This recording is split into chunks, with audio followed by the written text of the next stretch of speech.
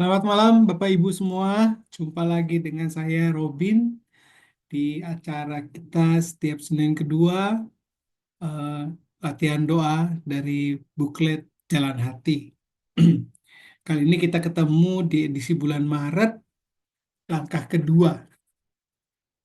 Langkah kedua mengambil tema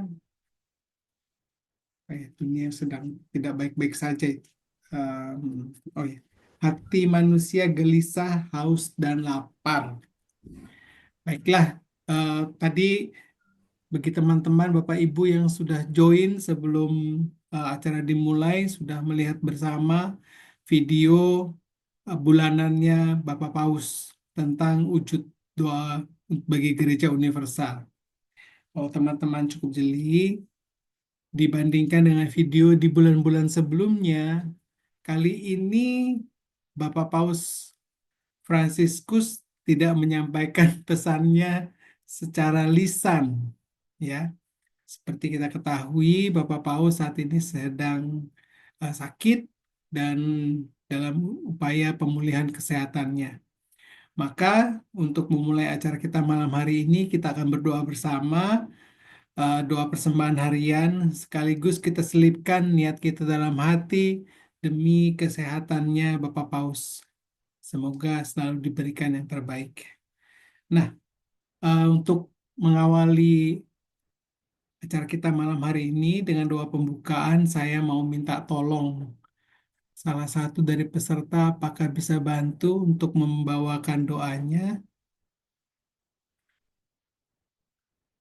Boleh siapa saja, saya akan show eh, doa persembahan harian nanti tinggal dibacakan.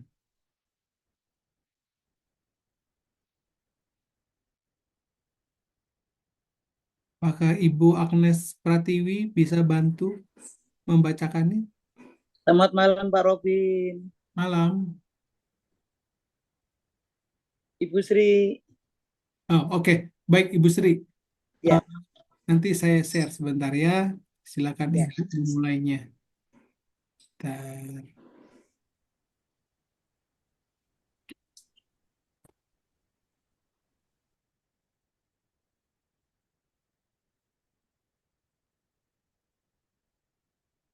Silakan Bu, ada 2 halaman ya.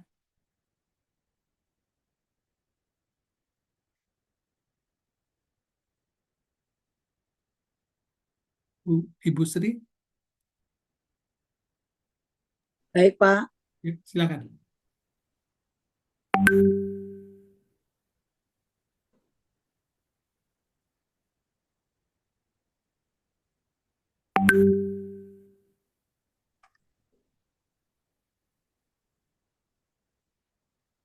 Bu Sri bisa membantu membacakan doanya?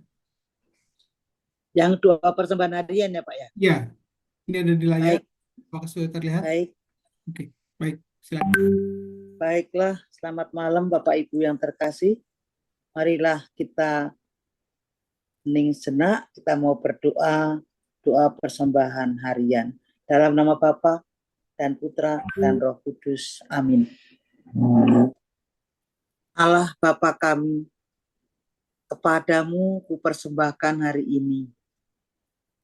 Kuunjukkan semua doa, pikiran, perkataan, tindakan maupun suka dukaku hari ini dalam kesatuan dengan Putramu Yesus Kristus yang senantiasa mempersembahkan dirinya dalam Ekaristi bagi keselamatan dunia.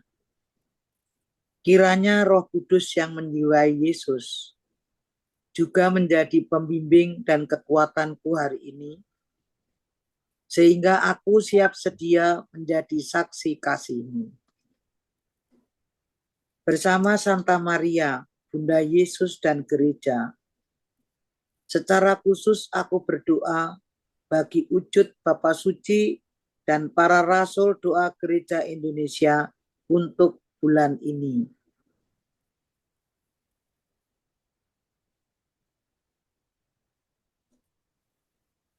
Wujud Gereja Universal bagi keluarga dalam krisis. Semoga keluarga yang mengalami krisis mampu menemukan pemulihan luka melalui pengampunan dan menemukan kembali karunia setiap anggota keluarga mereka. Kami mohon, Kabulkanlah doa kami. kabulkanlah doa kami ya Tuhan. Wujud Gereja Indonesia, perempuan yang mengalami kehamilan yang tidak direncanakan. Semoga para perempuan yang belum siap mengandung diberi keberanian oleh Allah Sang Sumber Kehidupan, serta didukung oleh keluarga, sehingga mampu menerima janin yang hadir dalam rahimnya. Kami mohon, Kabulkanlah doa kami. kabulkanlah doa kami ya Tuhan. Kemuliaan kepada Bapa dan Putra dan Roh Kudus, seperti pada permulaan, sekarang, selalu, dan sepanjang segala abad. Amin. Dalam nama Bapa dan Putra dan Roh Kudus. Amin. Oke, terima kasih Bu Sri. Ya Pak, kembali. Bapak Ibu, apakah masih ingat tema bulan Februari? Bulan Februari itu eh, temanya yang saya ingat cinta dalam sekotak nasi. Ya, angka pertama bulan Februari itu mengambil tema pada mulanya adalah kasih. Jadi kita semua diundang untuk mengingat-ingat kasih yang pernah kita alami di masa lalu, entah dari siapapun, entah sebesar apapun, bahwa Tuhan selalu hadir dalam setiap perjalanan hidup kita dan selalu ada kasih yang membimbing kita, sehingga akhirnya membawa kita hadir di sini di ruang virtual pada malam hari ini. Nah, pada malam hari ini kita diajak untuk maju satu langkah lagi. Kalau yang bulan Februari itu langkah pertama, sekarang kita masuk ke langkah kedua, edisi bulan Maret, yang mengambil tema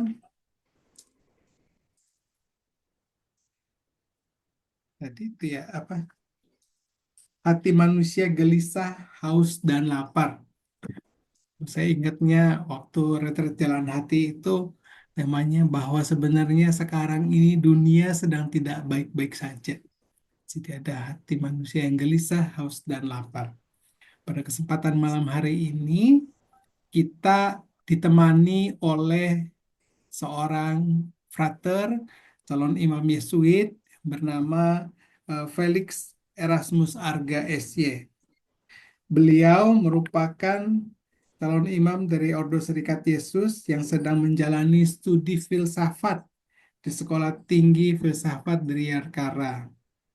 Frater Felix masuk novisiat SY pada tahun 2020 setelah lulus dari SMA Seminari Mertoyudan. Kalau Bapak Ibu juga merupakan alumni dari latihan rohani pemula, saat ini Frater Felix itu yang jadi punggawanya seksi rekrutmen dan publikasi semua kegiatan LRP. Sekian, malam hari ini kita akan ditemani beliau yang akan memberikan paparan langkah kedua sekaligus juga membimbing kita melakukan meditasi kontemplasi sebelum akhirnya nanti kita masuk ke breakout room untuk saling berbagi dalam kelompok kecil. Oke, kepada Frater Felix, saya persilahkan ruang Zoom, saya serahkan kepada Frater Felix. Terima kasih. Oke, baik. Terima kasih Pak Robin. Bapak, Ibu, saudara-saudari yang terkasih, saya harap semuanya masih semangat untuk menjalani retret Agung Prapaskah begitu ya. Karena kita kemarin sudah Minggu Prapaskah pertama, dan saya kok merasa ketika merenungkan materi ini, melakukan persiapan untuk mengajak Bapak Ibu juga untuk merenungkan materi ini, saya kok merasa ini sangat cocok untuk mengawali retret agung kita begitu ya di dalam masa Prapaskah ini. Semoga share screen saya kelihatan begitu ya. Dalam buklet ini di langkah kedua itu tertulis bahwa hati manusia gelisah, haus, dan lapar begitu. Nah, di awal dalam buklet kalau Bapak Ibu ada tulisan seperti ini. Aku tahu bahwa di dalam aku, yaitu di dalam aku sebagai manusia, tidak ada sesuatu yang baik. Sebab kehendak memang ada di dalam aku, tetapi bukan hal berbuat apa yang baik. Sebab bukan apa yang aku kehendaki, yaitu yang baik yang aku perbuat, melainkan apa yang tidak aku kehendaki, yaitu yang jahat yang aku perbuat. Ini ditulis oleh Rasul Paulus kepada suratnya untuk jemaat di Roma. Roma bab 7 ayat 18 sampai 19. Jadi Bapak Ibu, langkah kedua ini sebenarnya hendak merenungkan diri real kita, diri kita yang banyak kesalahan, diri kita yang mungkin masih sering menonjolkan aspek manusiawinya.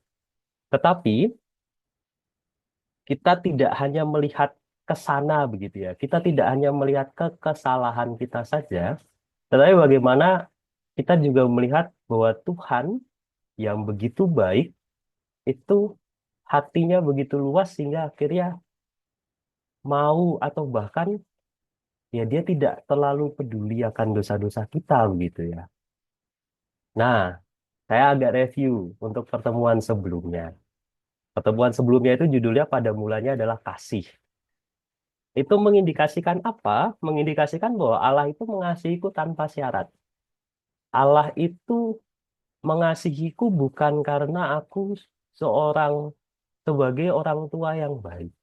Allah itu mengasihiku bukan karena misalkan aku juara satu di kelas atau ada prestasinya apa begitu ya. Tetapi harus disadari betul Bapak Ibu bahwa Allah itu mengasihiku tanpa syarat. Betul-betul tanpa syarat. Itu yang harus disadari pertama. Jika kita ingin mau memasuki langkah kedua ini, saya mengajak Bapak Ibu untuk mengingat kembali bahwa ya itulah Allah itu mengasihiku tanpa syarat. Tidak ada syarat apapun agar aku bisa dikasih Allah. Bahwa Allah mengasihiku, sungguh-sungguh mengasihiku tanpa syarat gitu. Tetapi ini yang kemudian kita mulai masuk ke dalam langkah kedua ini. Tetapi seringkali tanggapan kita terhadap cinta Allah itu kadang-kadang menjauhi apa ya? Menjauhiku dari cinta Allah tersebut gitu.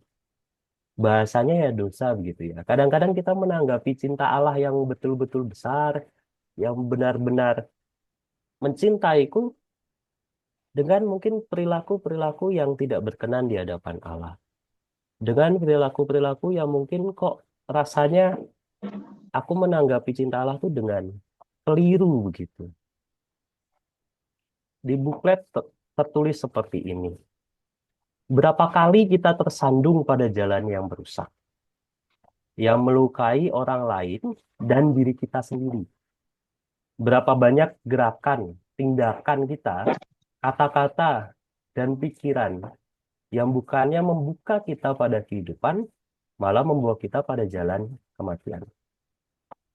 Jadi, langkah kedua itu ingin mengajak bahwa sebetulnya aspek manusiawi kita, hati manusiawi kita itu seringkali malah membuat kita menjauh dari Allah. Seperti kata Rasul Paulus tadi, yang aku perbuat malah hal-hal yang jahat, yang tidak berkenan apa yang tidak berkenan kepada Allah. Maka dari itu tadi di awal saya merasa bahwa bahan ini sangat cocok untuk direnungkan dalam masa Prapaskah. Karena kita diajak untuk menyadari bahwa kita adalah manusia-manusia yang jauh dari sempurna, manusia-manusia yang berdosa, dan juga mungkin saja kita itu menanggapi cinta Allah yang begitu luar biasa dengan cara yang keliru gitu. Nah, sekarang pertanyaan sederhana. Apakah Tuhan peduli akan dosa masa laluku begitu ya? Apakah Tuhan itu peduli akan kesalahanku? Apakah Tuhan peduli akan hal-hal buruk yang sudah aku lakukan selama ini? Nah, buklet ini mengajak kita untuk merenungkan satu kisah yang sebetulnya sudah sangat familiar. Mungkin saya akan mengajak Bapak Ibu untuk melihatnya secara berbeda. Buklet ini mengajak kita untuk merenungkan mengenai kisah anak yang hilang. Itu ada di Lukas bab 15. Ini adalah salah satu gambar yang bagi saya kalau berbicara soal anak yang hilang itu, saya pasti akan selalu ingat dengan gambar ini. Ini adalah lukisan dari seorang pelukis asal Belanda, namanya Rembrandt. Ini menggambarkan bagaimana Allah Bapa yang menerima si bungsu yang lari, si bungsu yang kabur dari rumah, yang menghabiskan harta warisannya, tetapi kemudian masih diterima oleh Bapa, bahkan dipestakan. Itu menarik sebetulnya untuk kita renungkan bersama-sama. Saya ambil sedikit bahan ini dari buku ini. Jadi Bapak Ibu pasti sudah tahu Henry Nouwen, seorang penulis rohani, buku-buku rohani begitu. Dia menulis buku judulnya The Return of the Prodigal Son. Kalau dalam bahasa Indonesianya itu kembalinya si anak yang hilang. Itu sudah ada diterjemahkan dalam bahasa Indonesia. Eh, saya rasa diterbitkan oleh PT Canisius. Silakan nanti Bapak Ibu kalau mau membelinya. Saya rasa baik juga untuk sebagai bacaan rohani pada masa Prapaskah ini. Karena buku ini sangat-sangat bagi saya sangat-sangat menarik gitu ya. Itu. Oke, Henry Nouwen menulis seperti ini. Kepergian anak bungsu itu ada 3 aspek. Yang pertama itu adalah sebuah penolakan yang radikal. Bapak Ibu coba bayangkan kalau sudah ada yang punya anak begitu ya. Bapak Ibu masih hidup begitu tiba-tiba anaknya ngotot minta warisan. Bapak atau Ibu, harta warisanku mana begitu ya. Itu yang terjadi pada si bungsu. Kata bungsu kepada ayahnya, Bapak, berikanlah kepadaku bagian harta milik kita yang menjadi hakku. Padahal bapaknya masih hidup, tapi sudah minta warisan. Itu berarti apa? Berarti anak bungsu ini mengharapkan bapaknya itu meninggal. Sehingga akhirnya bisa mendapatkan harta warisannya. Itu sebuah penolakan yang sungguh-sungguh keras begitu ya dari anak bungsu ini. Dia minta warisan tetapi sebelum bapaknya meninggal. Tetapi akan kasihnya kepada anak bungsunya tersebut, ayahnya membagi-bagikan harta kekayaan itu di antara mereka kepada si sulung dan kepada si bungsu. Dalam beberapa budaya, mungkin budaya Indonesia pun juga sama begitu ya. Kalau kita minta harta warisan tetapi orang tua kita masih ada itu kayak kurang ajar begitu ya. Itu yang pertama. Lalu yang kedua yang kurang ajarnya apa? Harta warisannya itu dia hambur-hamburkan. Dia cabut, dia pergi dari rumah, dan dia merasa bahwa di luar itu dia bisa mencari apa yang sebetulnya dia cari begitu ya.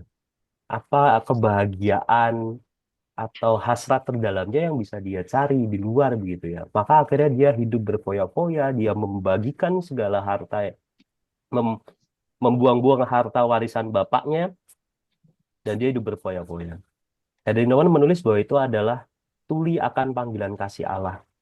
Bahwa sebetulnya di rumah bapaknya itu sudah banyak atau sebenarnya sudah hal-hal yang ia mau, yang ia harapkan itu sudah ada begitu ya. Bagaimana kehidupannya terjamin, bagaimana dia sudah ada rumah, tetapi kemudian dia memilih untuk kabur, untuk memilih untuk menghambur-hamburkan harta bapaknya, berfoya-foya, mencari kebahagiaan di tempat-tempat yang sebetulnya hanya menawarkan kebahagiaan semu.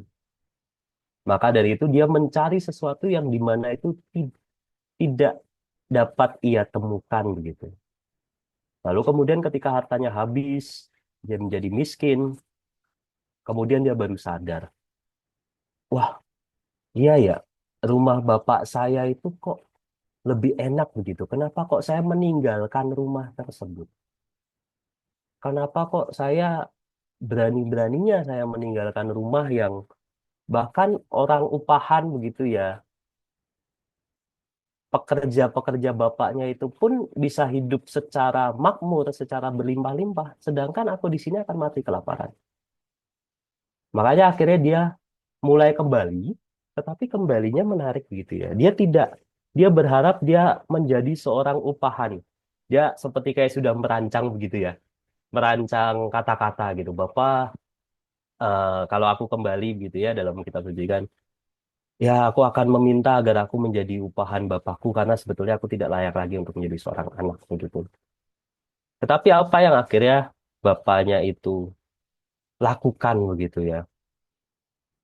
Dalam kepulangan, ketika ia masih jauh, anak bungsunya masih jauh, ayahnya telah melihatnya. Lalu tergeraklah hatinya oleh belas kasihan.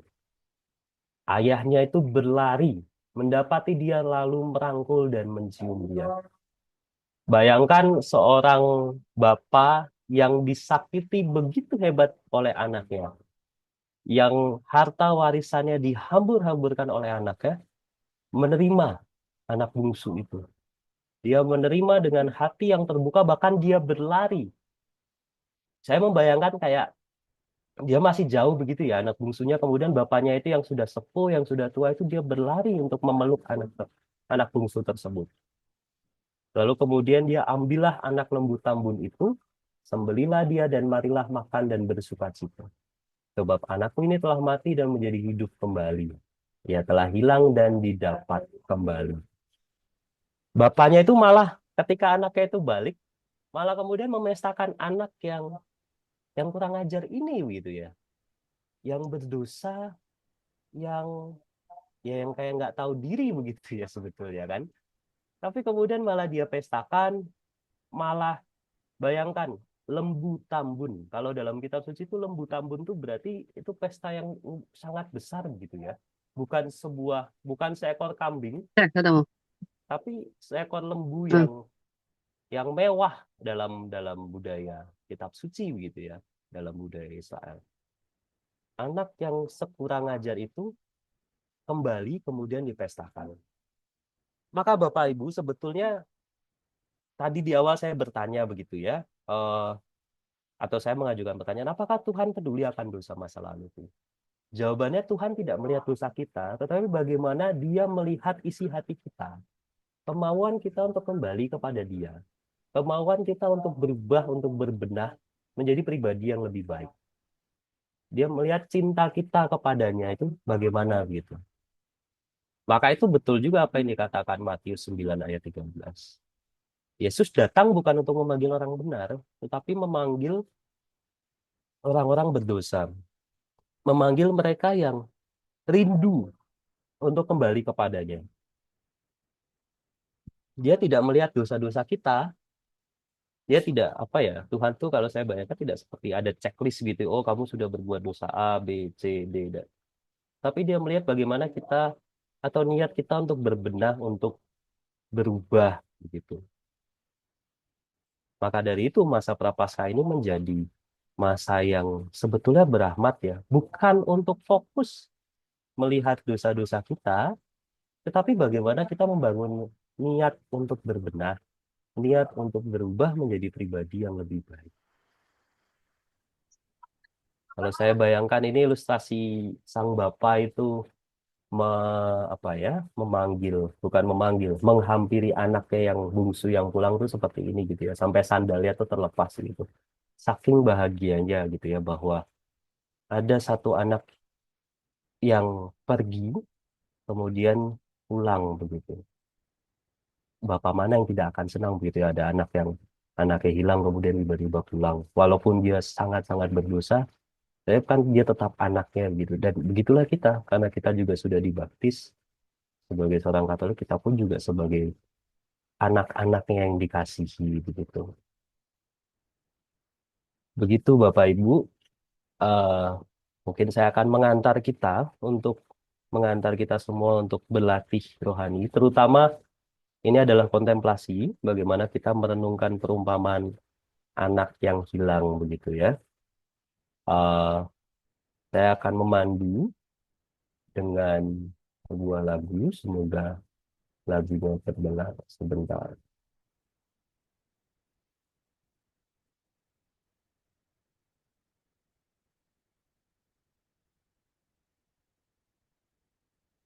Oke, mari Bapak Ibu kita hening sejenak, kita satukan hati kita, kita kita akan merenungkan bagaimana belas kasih Allah kepada kita, walaupun sebetulnya kita adalah orang-orang yang berdosa, tetapi Allah tetap mencintai kita padanya, bahkan menginginkan kita untuk kembali menjadi pribadi yang lebih baik. Kita awali latihan rohani ini dengan tanda kemenangan Kristus dalam nama Bapa dan Putra dan Roh Kudus. Amin. Bapak Ibu sekalian, silakan memejamkan mata. Saya akan memutar musik. Jika memang Bapak Ibu terasa kurang nyaman, bisa dikecilkan volumenya.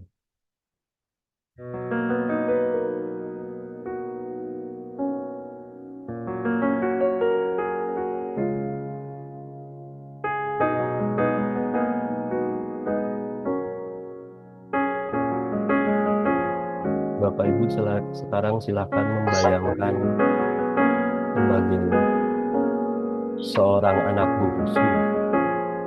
Kita mohon rahmat agar mampu mengenali kegelisahan kita dalam dunia ini dan juga dambaan keinginan terdalam kita sebagai pribadi manusia.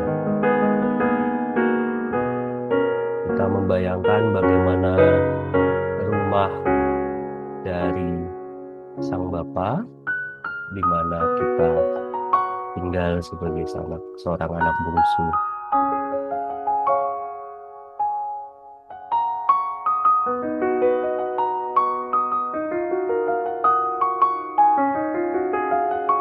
Kita bayangkan juga bagaimana wajah Sang Bapa yang kita kasihi dan juga yang mengasihi kita.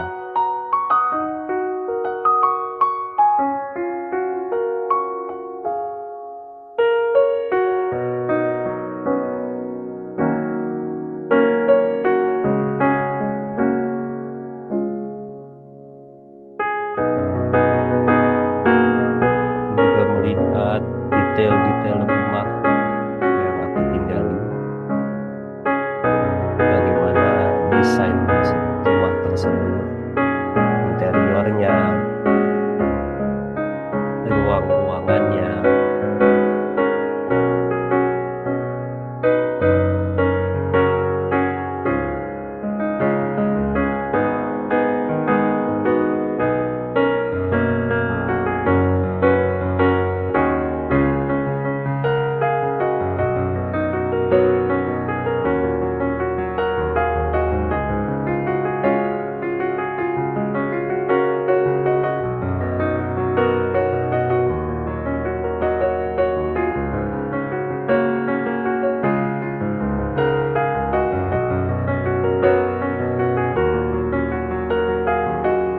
dan sekarang aku mengingat lagi peristiwa atau kecenderungan diriku yang membuatku pergi dari Bapa. Aku ingat-ingat kembali hal-hal yang mungkin membuatku jauh dari Bapa. Aku ingat-ingat kembali hal-hal yang mungkin membuat sehingga akhirnya mengecewakan Bapa di surga. Aku hadirkan kembali peristiwa dan kecenderungan-kecenderungan diriku tersebut.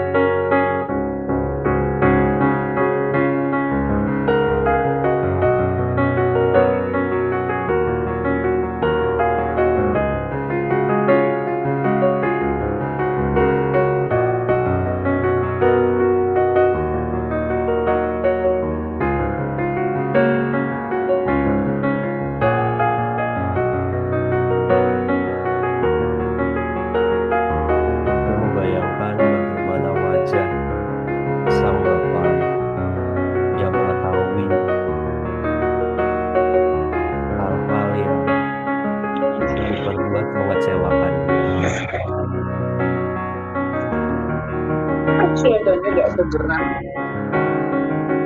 Apakah itu iri hati ataukah kemarahan, mungkin juga sebuah kesalahpahaman atau hal-hal lain, kecenderungan-kecenderungan lain yang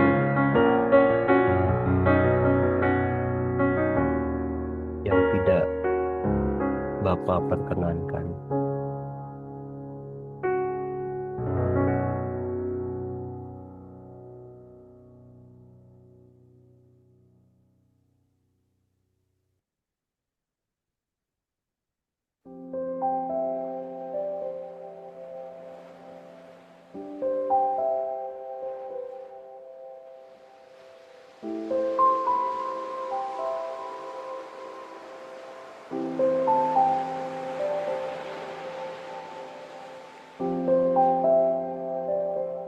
Aku hadirkan kembali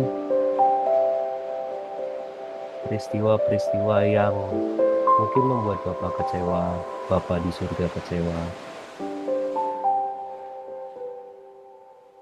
Dan juga mari kita bayangkan bagaimana wajah sang Bapak ketika mengetahui aku melakukan hal tersebut. Kesalahan-kesalahan dan dosa-dosaku.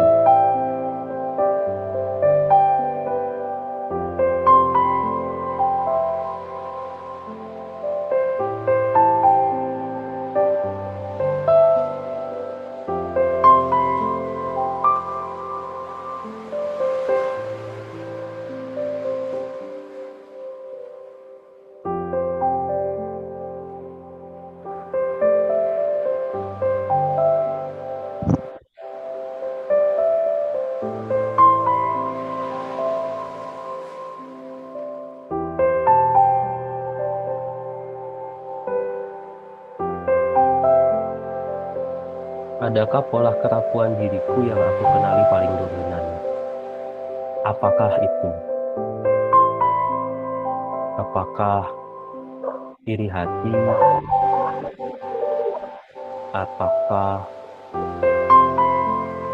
cemburu? Apakah kemarahan?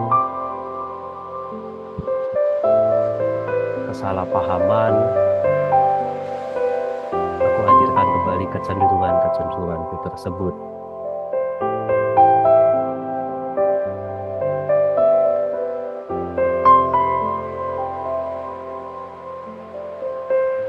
Aku hadirkan kembali hal-hal yang membuatku jauh dari Bapa. Sebagai seorang anak bungsu,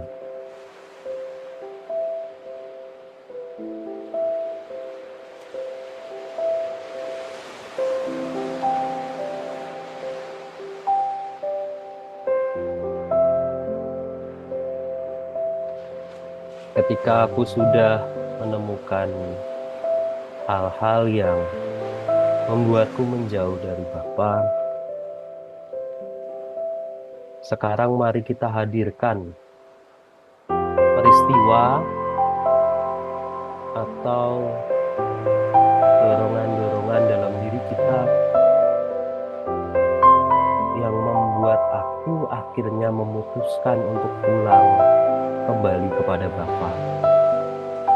Kita hadirkan kegelisahan-kegelisahan kita, dambaan-dambaan terdalam kita,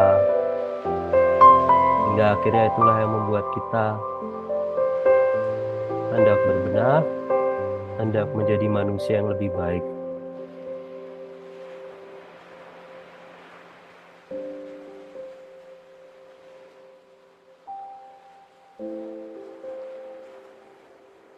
Jika bisa dinamai peristiwa, apakah itu? Apakah sebuah pertobatan, sebuah panggilan, atau apa?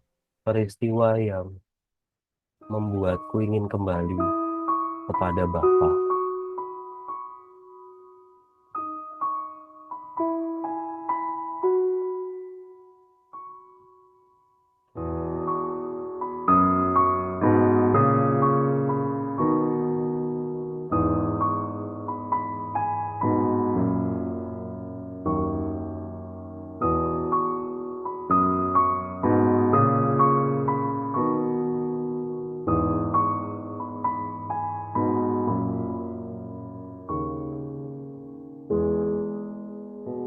Ketika kita sudah bisa melihat peristiwa tersebut, marilah kita membayangkan sebagai seorang anak bungsu yang akhirnya memutuskan untuk kembali ke rumah Bapa. Kita lihat bagaimana raut muka sang Bapa yang menyambut anaknya yang hilang, yaitu adalah diri kita yang memiliki niat untuk kembali kepada Bapa. Kita rasakan betapa hangatnya pelukan Bapa dalam diri kita, yang berlari mengejar kita, memeluk kita, tersenyum kepada kita, walaupun kita adalah manusia yang berdosa.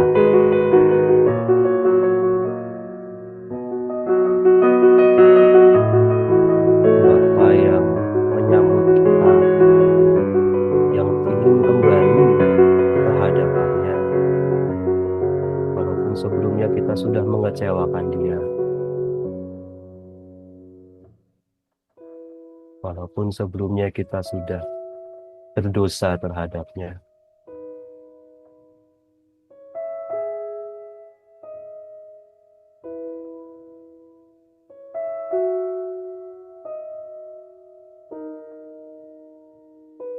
Apakah ada peristiwa yang aku ingat, hal konkret yang kurasakan sebagai bentuk kasih dan pengampunan Allah Bapa di tengah kerapuhan ini? Apakah itu lewat orang lain, keluarga,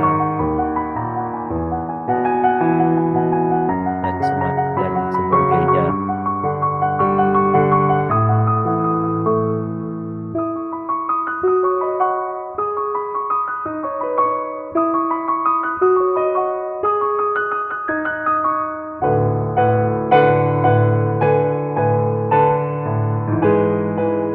Apakah ada pengalaman-pengalaman konkret yang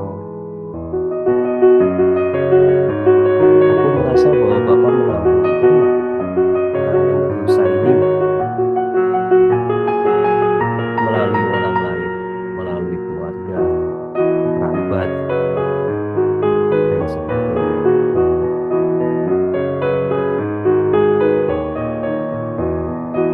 Mari kita mengingat-ingat kembali pengalaman tersebut.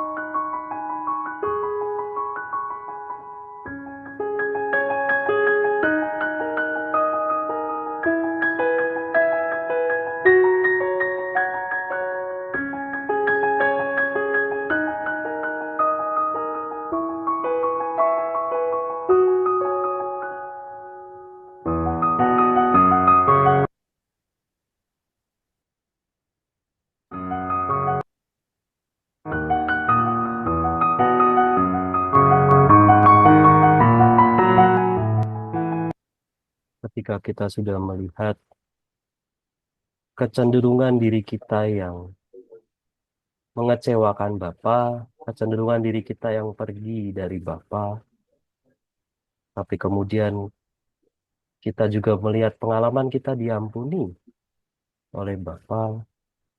Sekarang marilah kita bayangkan, kita hadirkan Bapa di hadapan kita. Kita sampaikan kepada Bapa tentang kerinduan sejati dalam diriku. Dan apa yang aku pahami, yang aku alami, tentang kasih-Nya yang begitu nyata, walaupun aku sudah sempat berdosa dan mengecewakan Bapa.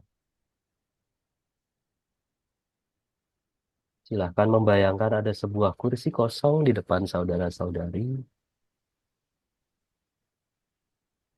yang adalah Tuhan Yesus sendiri, dan mulailah bercakap-cakap, terutama tentang pengalaman merenungkan keberdosaan kita, tetapi juga pengalaman kita menerima rahmat pengampunan dari Allah sendiri.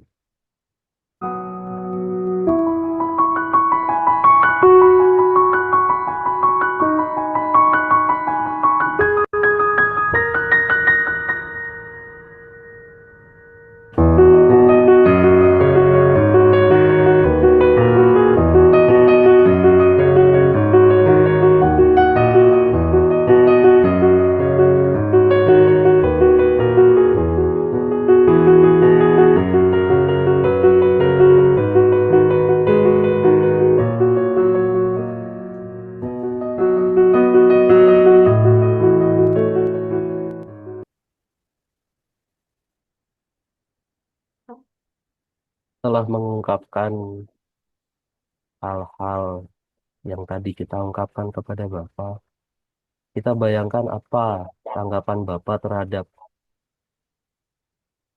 kita, terhadap diri kita yang seringkali jauh daripadanya.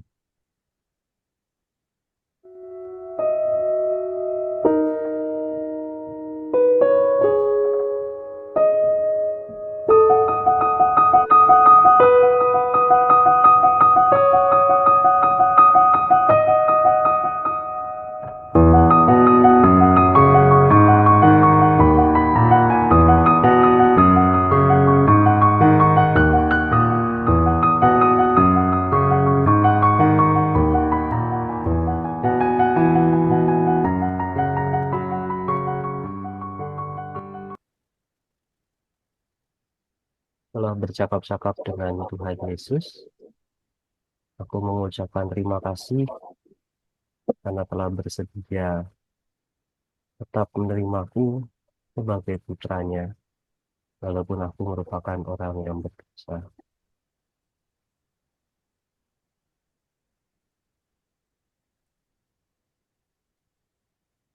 Kemudian marilah kita merancang niat-niat kita, hal-hal yang hendak kita lakukan, agar aku menjadi semakin dekat dengan Allah Bapa. Hal-hal dan niat-niat positif yang hendak aku lakukan, hal-hal dan niat-niat positif yang mungkin akan aku perbaiki, terutama dalam masa Prapaskah ini.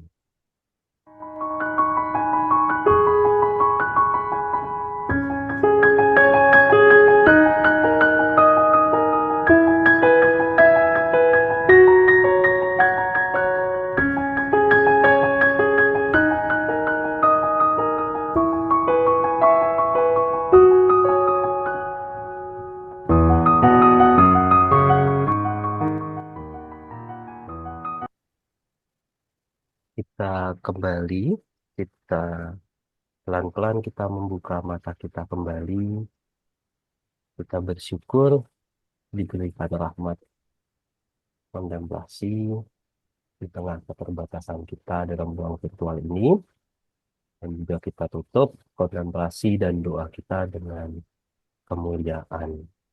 Kemuliaan kepada Bapa dan Putra dan Roh Kudus, seperti pada permulaan, sekarang, selalu, dan sepanjang segala abad. Amin. Dalam nama Bapa dan Putra dan Roh Kudus. Amin. Bapak, Ibu, dan rekan-rekan sekalian, sebelum masuk ke sharing, saya mungkin perkenankan Bapak Ibu untuk menulis pengalaman kontemplasinya, pengalaman latihan rohaninya. Ini ada sedikit panduan, mungkin bisa digunakan begitu ya, untuk menulis refleksinya.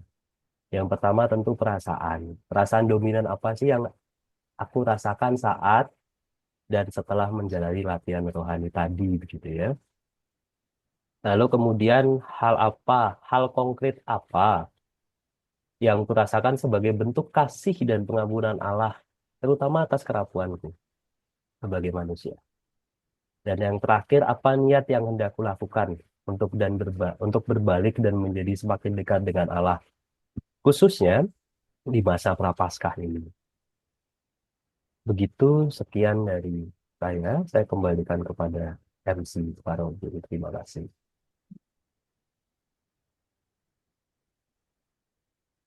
Terima kasih banyak, Frater Felix. Baik, Bapak Ibu, kita hening sejenak, kita ambil waktu barang 2-3 menit untuk menuliskan refleksi, menjawab panduan pertanyaan yang disampaikan oleh Frater Felix barusan.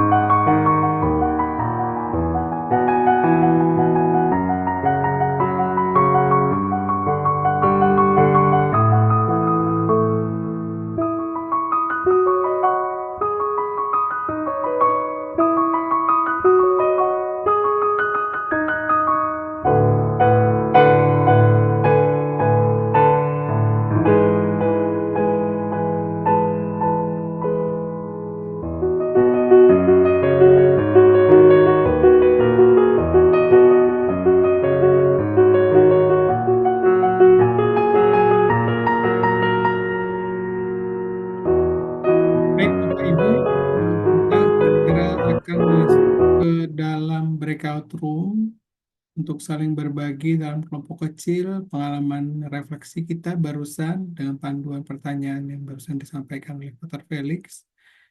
Ibu Susan juga sudah berbaik hati untuk membagikan pertanyaan dalam kolom chat, sehingga nanti misalkan dalam breakout room kita masih bisa akses.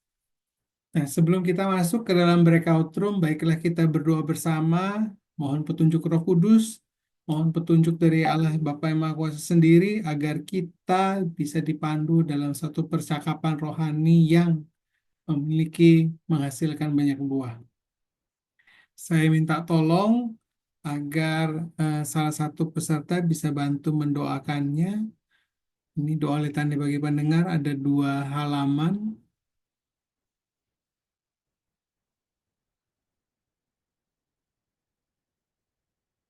Saya mau minta tolong Ibu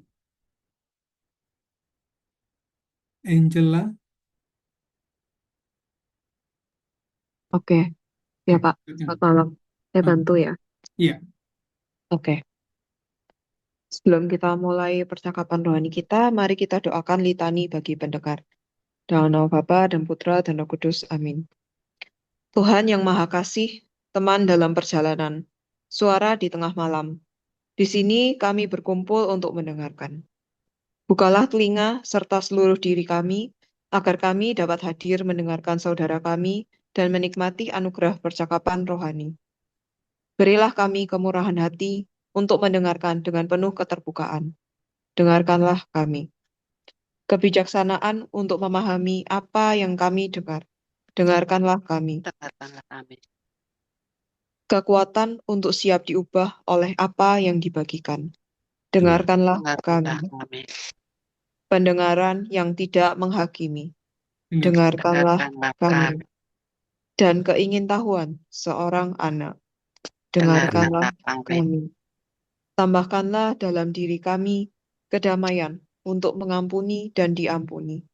Dengarkanlah kami. Sikap hormat atas anugerah maupun kehilangan. Dengarkanlah kami. Sikap menerima yang membuat kami rela membagikan kegagalan. Dengarkanlah kami. Kebijaksanaan sehingga kami tahu kapan harus diam. Dengarkanlah kami. Penyerahan yang menyimpan keheningan setelah perkataan sebagai harta. Dengarkanlah kami. Tumbuhkanlah dalam diri kami kebebasan untuk membiarkan misteri tetap sebagai misteri. Dengarkanlah kami. Kegembiraan untuk merayakan penemuan baru. Dengarkanlah kami. Kesiapan untuk tertawa ketika kesempatan untuk itu tiba. Dengarkanlah kami. Rahmat untuk mendengarkan dengan cinta yang rendah hati. Dengarkanlah kami. Kekaguman untuk mendengarkan Engkau berbicara dalam diri kami. Disyukur Puji syukur kepadamu. Amin. Dalam nama Bapa dan Putra dan Roh Kudus. Amin. Terima kasih, Angela. Baik, Bapak Ibu, mohon tunggu bersabar sebentar, 1-2 menit. Nanti kalau udah ada undangan bergabung ke dalam ruang tertentu dalam breakout room, mohon diklik untuk segera bergabung ya. Waktu percakapan rohani dalam kelompok kecil sekitar 25 menit.